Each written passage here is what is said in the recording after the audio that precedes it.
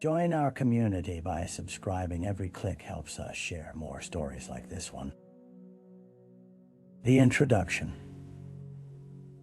In the early hours of a chilly October morning, the tranquil suburb of Maplewood lay shrouded in foga, deceptive calm, cloaking the brewing storm of a devastating reality. As the streetlights flickered slowly to life, illuminating the damp pavement, the faint sound of sirens echoed through the stillness, heralding a day that would reshape the quiet town forever. At 6:30 a.m., Officer Tom Harrington, a seasoned veteran of the Maplewood Police Department, received the call that would send shockwaves through the community. A body had been discovered at Autumn Creek Park, a popular spot for early morning joggers and dog walkers. Initial reports indicated foul play, and as the sun started its ascent, washing the world in soft hues of gold, Officer Harrington braced himself for what lay ahead. Arriving at the park, the sight was harrowing. A small clearing bordered by towering oak trees had become a grim stage, littered with evidence markers. The victim, a young woman in her 20s, lay motionless on the ground, her life artfully, cruelly cut short. The morning dew glistened on her raven black hair, contrasting starkly with the pallor of her skin that signaled the absence of warmth. The coroner's team worked with an unsettling meticulousness, each movement deliberate as they documented the scene. As they lifted the body gently on a gurney, a single red scarf slipped from her neck, fluttering like a flag of despair. Harrington recognized it instantly. It belonged to Ava Callahan, a spirited art student known for her infectious laugh and a penchant for late-night coffee runs at the local cafe. Ava's death would unravel a dark web of secrets, and the fragile facade of Maplewood would soon be shattered amidst the quest for justice. This small town, once a picture-perfect postcard of serenity, was about to confront its darkest fears. The victim. Ava Callahan was more than just another face in the bustling halls of Maplewood High. She was the soul of her friend group, a vibrant spark that brought life to any gathering. Friends described her as a dreamer, always sketching in her worn leather journal, capturing fleeting moments of beauty in her art. Her deep brown eyes held a layer of complexity. They shone with ambition, but often flickered with a trace of sadness, hinting at the struggles she kept hidden beneath her bright smile. Born and raised in Maplewood, Ava's roots ran deep, yet her aspirations soared high. She had recently secured a scholarship to a prestigious art school, a dream she nurtured since childhood. Late at night, her laughter would fill the cramped kitchen as she sat with her mother, sipping steaming mugs of chamomile tea while discussing paintings and poetry. Her mother, Sarah, reminisced about the day Ava first picked up a paintbrush, her small fingers gripping it tightly as she created a wobbly sun on a canvas. That was Ava, unfiltered, vibrant, and unafraid to express herself. But shadows lurked in the corners of her otherwise colorful life. The pressure of success weighed heavily. Reports from her closest friends indicated a change in Ava's demeanor leading up to her disappearance. She had become quiet, meticulously fixated on her work, but struggling to balance the expectations of her scholarship with the haunting whisper of self-doubt. On this fateful morning, the town struggled to comprehend the loss. On this fateful morning, the town struggled to comprehend the loss. Social media exploded with disbelief.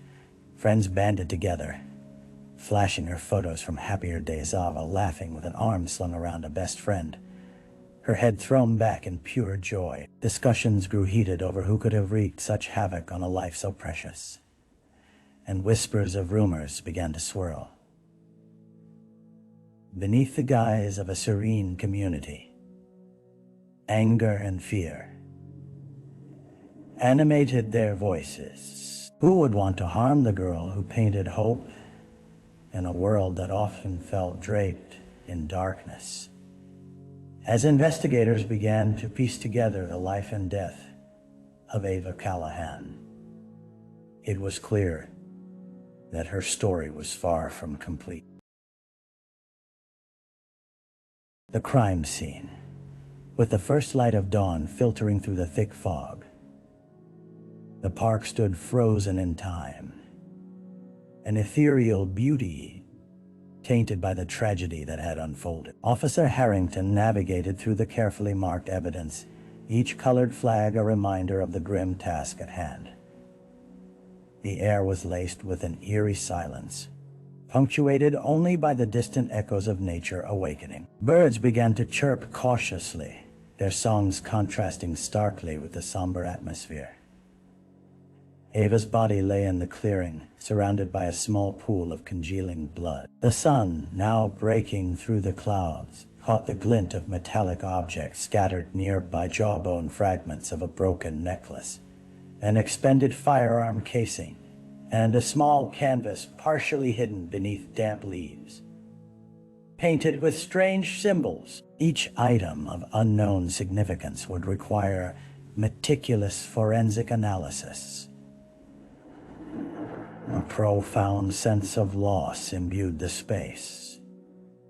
It felt as if the trees themselves mourned her passing. Harrington approached the scene with reverence, his instinct drawing him closer to the ground. He knelt beside the scattered belongings, noting how Ava's belongings protruded from the brush, an overturned backpack with her sketchpad hanging open, revealing raw pencil sketches of laughing faces, dreams immortalized in graphite. Forensic specialist Lisa Tran arrived, her focus sharp as she donned a pair of latex gloves. She examined the canvas, her brow furrowing. The images depicted silhouettes intertwined in abstract shapes, a cacophony of colors swirling around them. Ava's passion breathed through each stroke, yet now these passions lay mingled with tragedy.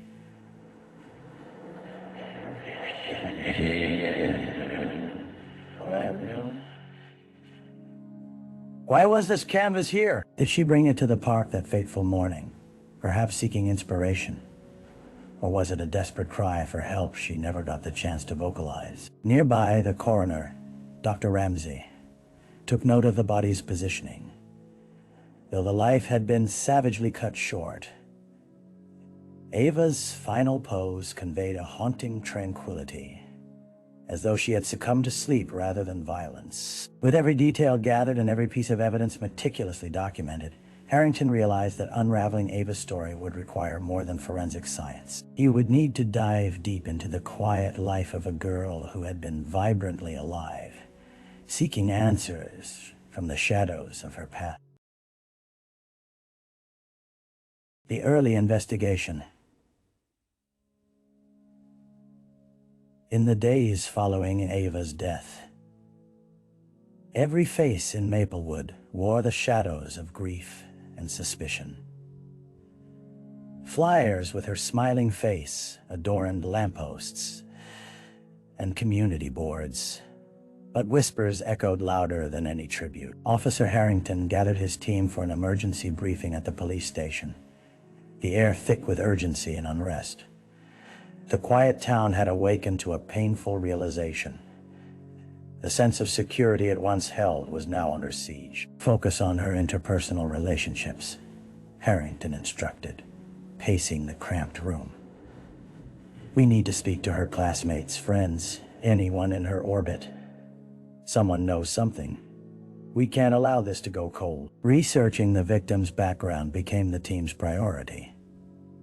public records unveiled Ava's academic history, revealing a trail marked by triumph and aspirations. Yet, questions lingered. What was the nature of her friendships? Who stood to gain from her sudden demise? Detective Clara Ruiz took the lead in interviewing Ava's friends. The first session with Megan, her closest confidant, unfolded in a small cafe, where avocados were mashed and coffee brewed. Megan's eyes glistened as she recalled late-night conversations brimming with ambition. "She was everything I wanted to be," Megan murmured, but her speech faltered. Lately, she had been distant, stressed about school. She thought she was letting everyone down. Clara pressed for details. "Was there anyone in her life who seemed possessive? Someone who might have hurt her?" Hurt her. A question hung in the air, heavy with implication. Megan hesitated, suddenly unsure.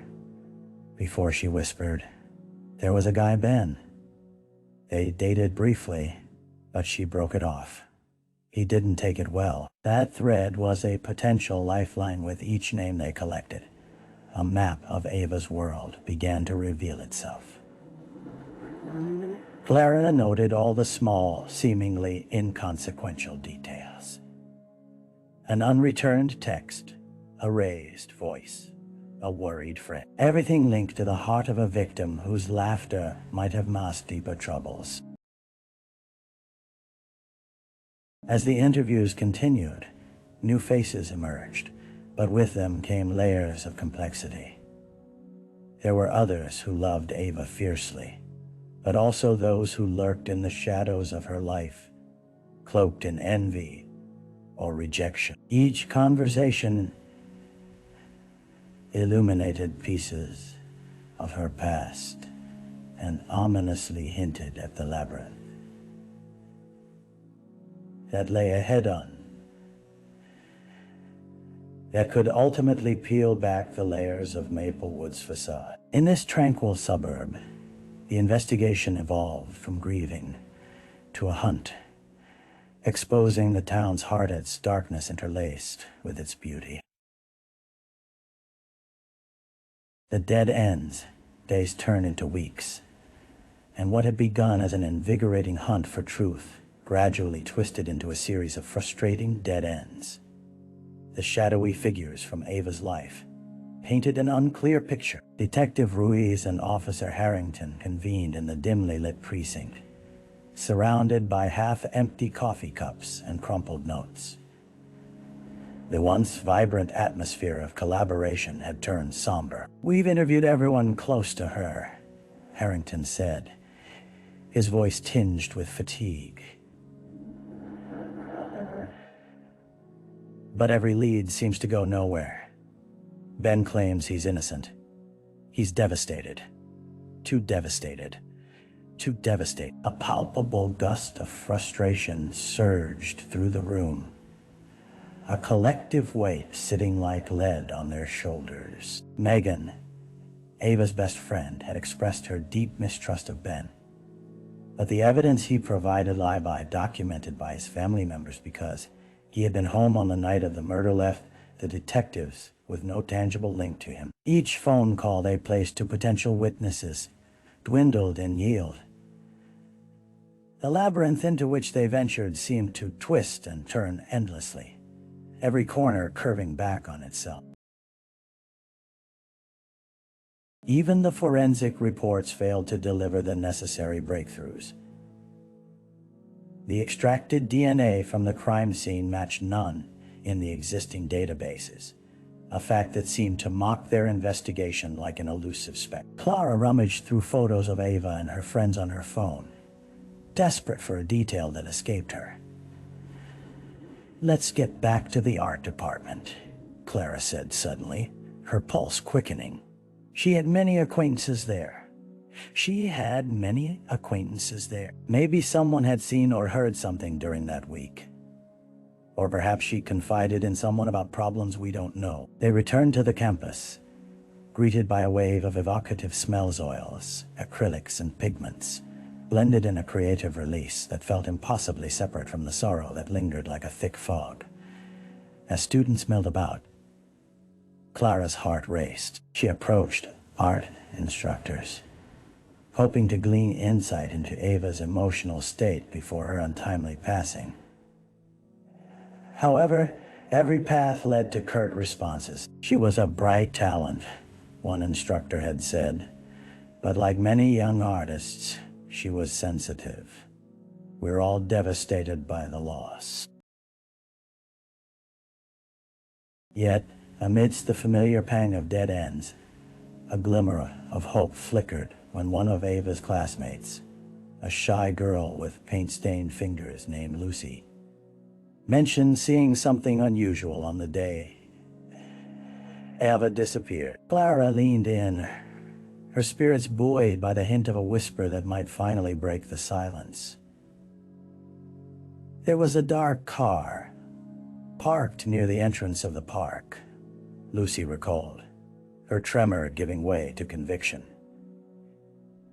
It just sat there, idling. I thought it seemed odd.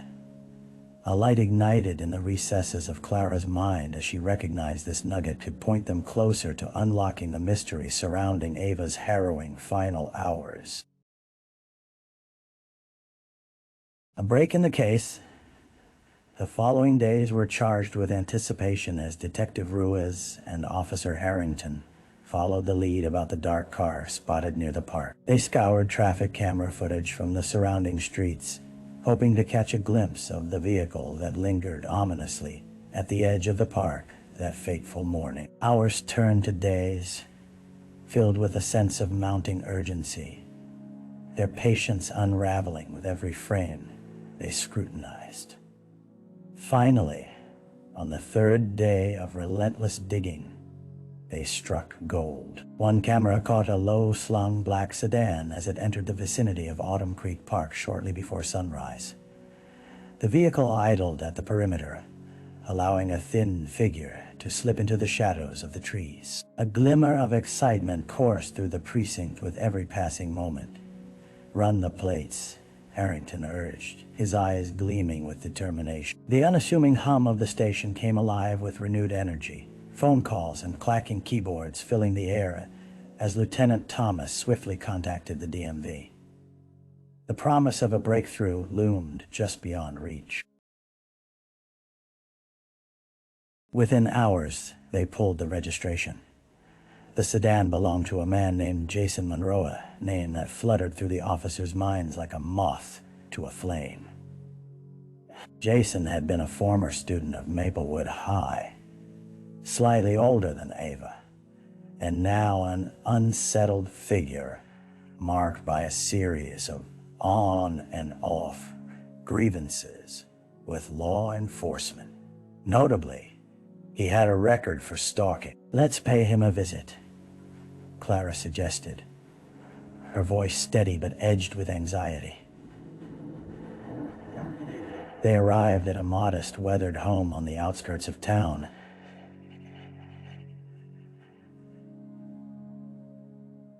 The kind where the paint peeled easily under the weight of neglect. Harrington knocked sharply on the door, heart pounding in rhythm with the anticipation that crackled in the air.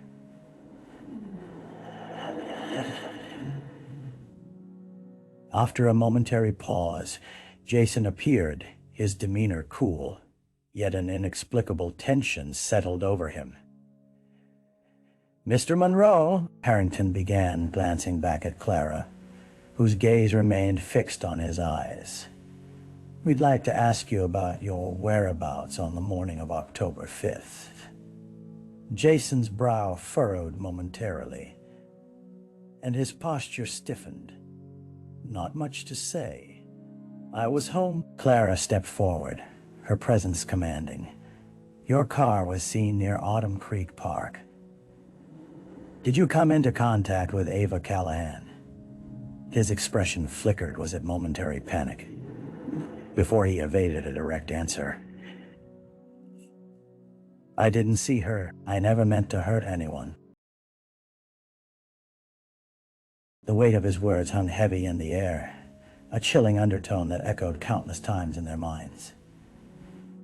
We need to know your alibi, Clara said, her eyes piercing through Jason's evasive nature. He averted his gaze, fidgeting under the pressure. The call for backup echoed in Harrington's mind as they pressed further, unable to ignore the web of connections unraveling before them. Jason Monroe was not a fleeting suspect. He had woven himself into the fragile fabric of Ava's world. Yet, at that moment, within the suffocating silence, one thing became increasingly clear. This was just the beginning of a deeper descent into the complexities that led to Ava's death.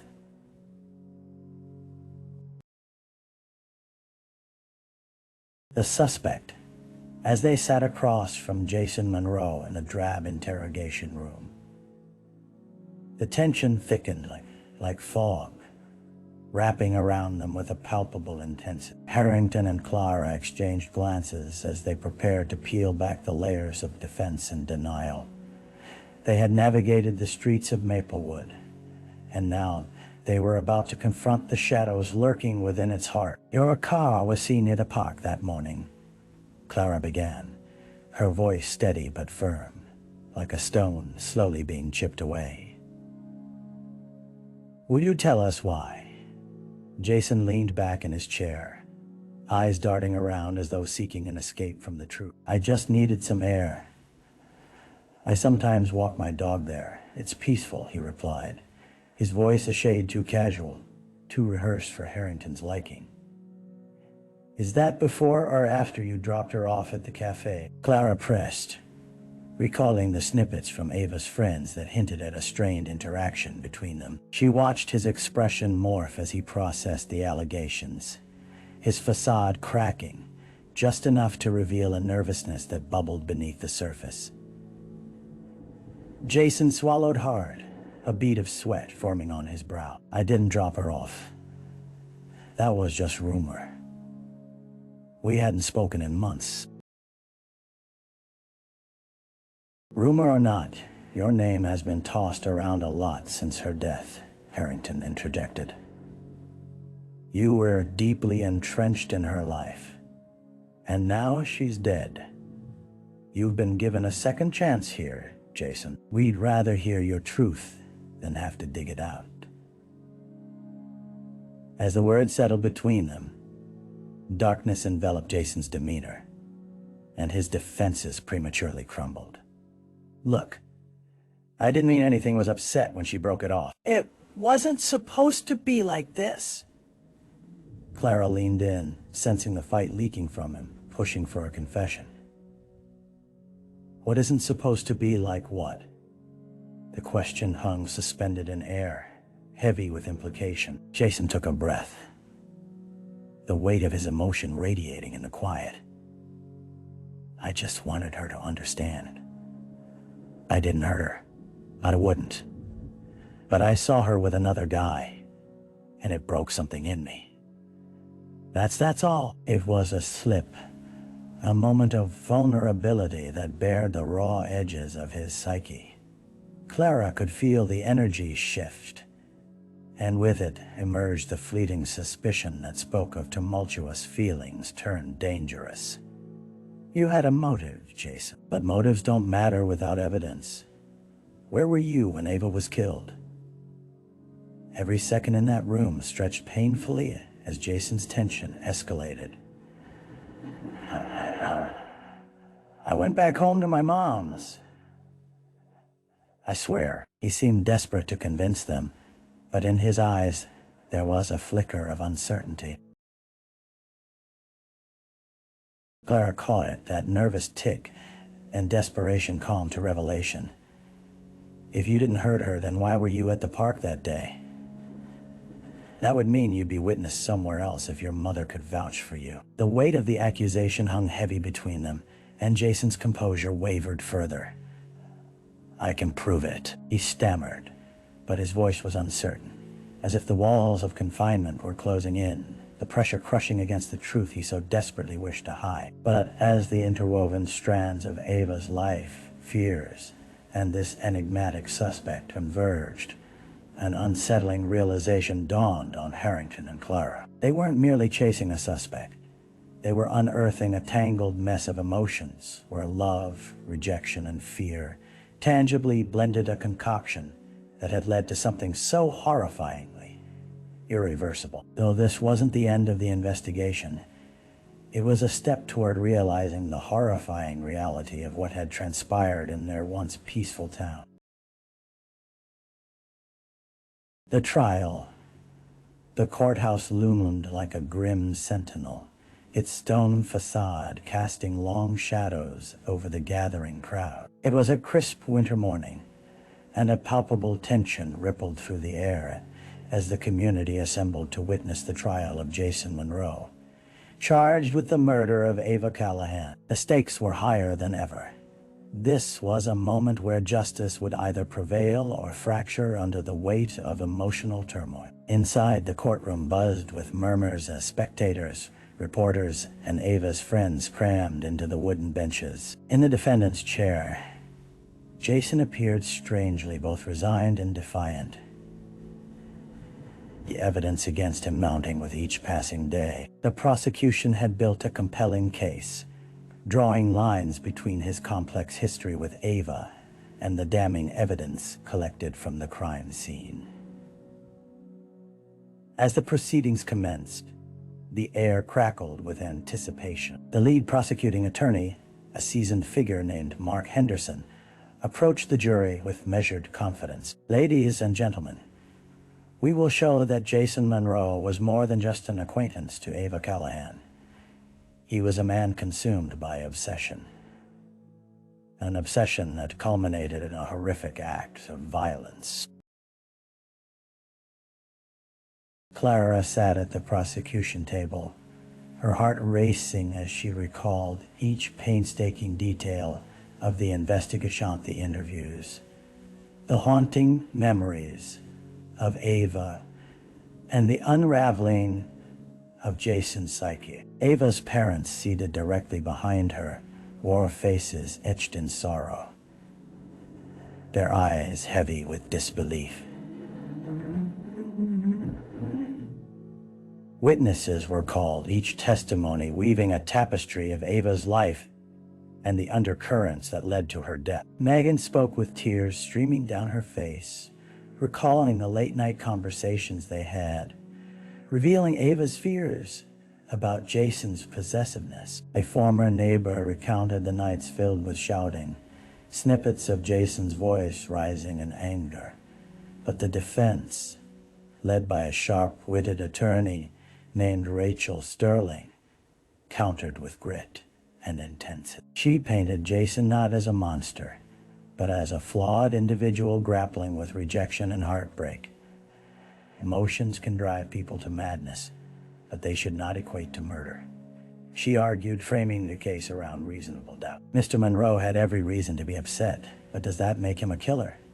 As Jason's alibi surfaced, new layers of complexity emerged. His mother testified, confirming he had come home on the night of the murder, but inconsistencies in her account began to surface.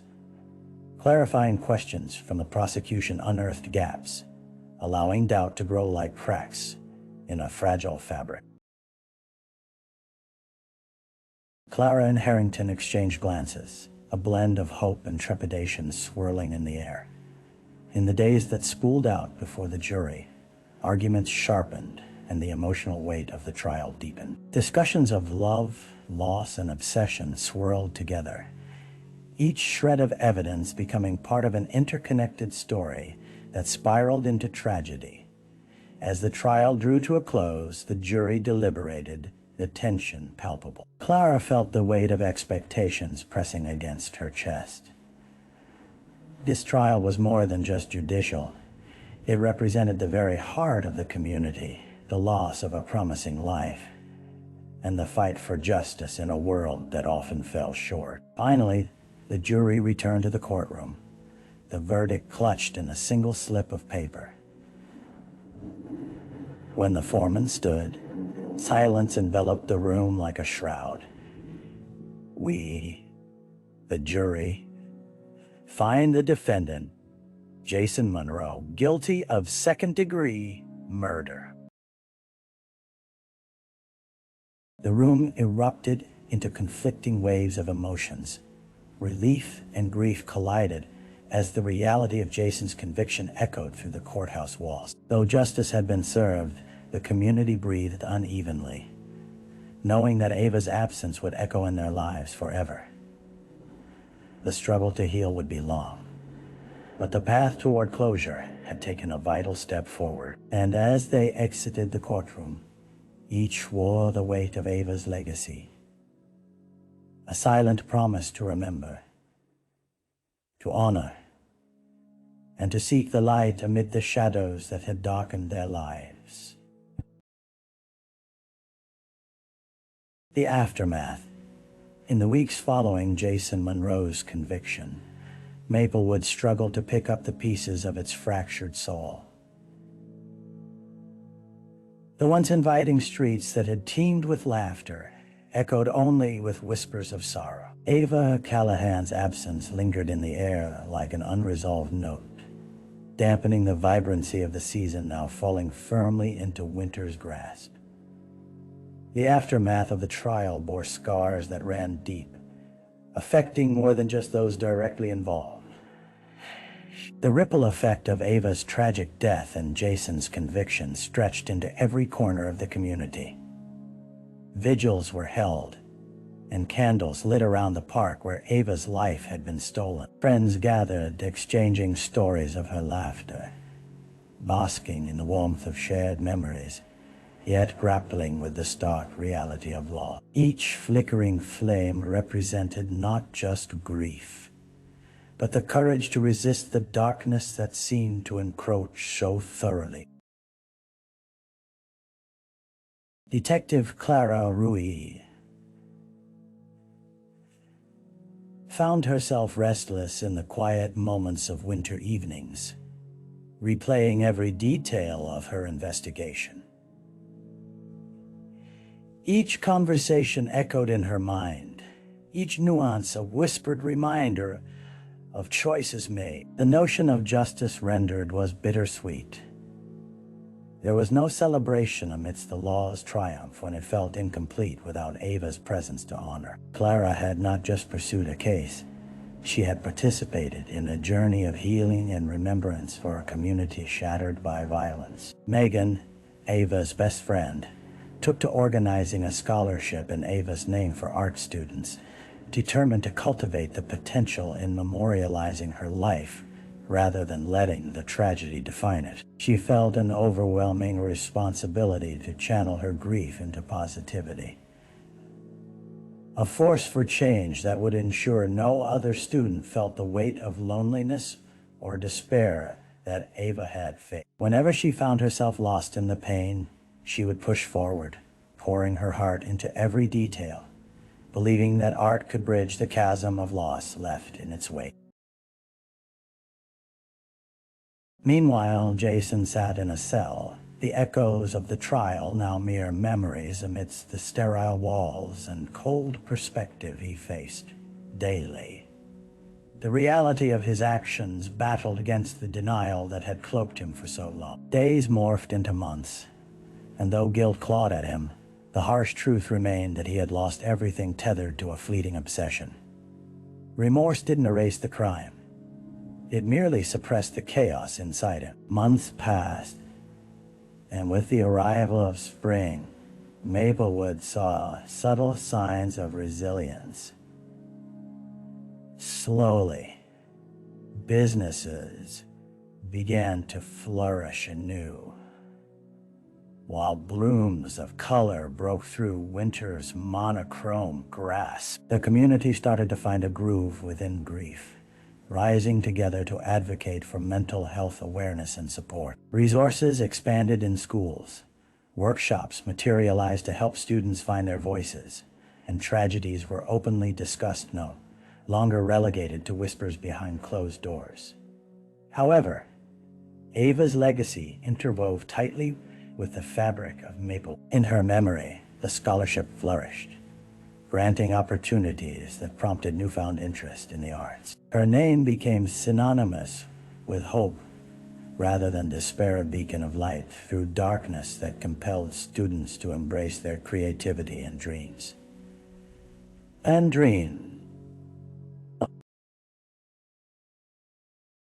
Clara often visited the park, even as the seasons changed.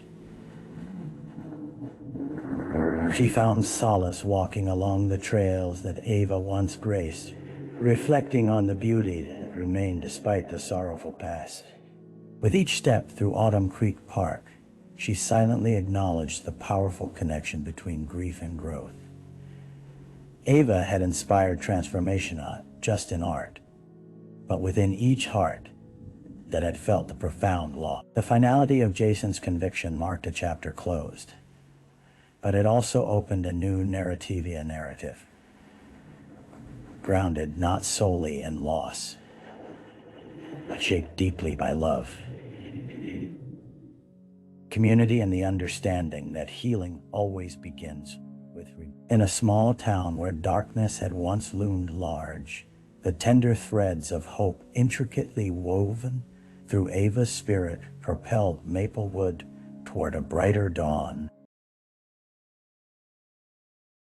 Reflection.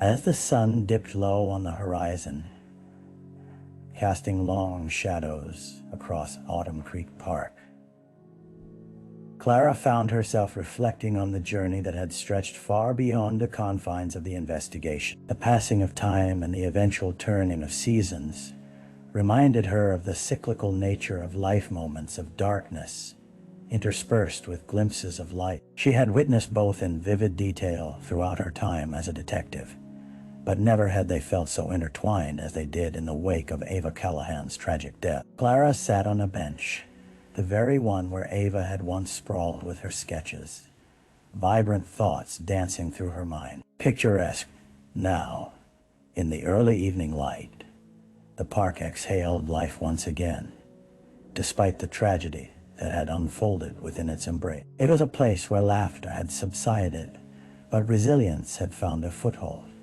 where walls once built in grief now crumbled to make way for healing. With each passing day, the community grew stronger, learning to grapple with their emotions while honoring Ava's memory. The scholarship flourished, providing hope where despair had once took root. And through her death, Ava had ignited conversations about mental health, reminding everyone that no one should struggle alone. In her heart, Clara felt a profound sense of gratitude. Despite the pain that lingered, Ava had inspired change, shifting the narrative from one of tragedy to one of transformation. As friends and family gathered annually to commemorate her life, Clara understood the importance of remembrance, not just of loss, but of love and vitality that surged through even the darkest of times. This story was not simply about what had happened, but rather what had emerged from the ashes, a testament to the spirit of those who loved Ava. Her legacy now guided the community, offering a framework for understanding, compassion, and ultimately, redemption. Clara rose from the bench, a small smile playing on her lips as she began to walk home. The evening sky, painted in shades of twilight, a canvas of endless possibilities that stretched before her as she embraced the future.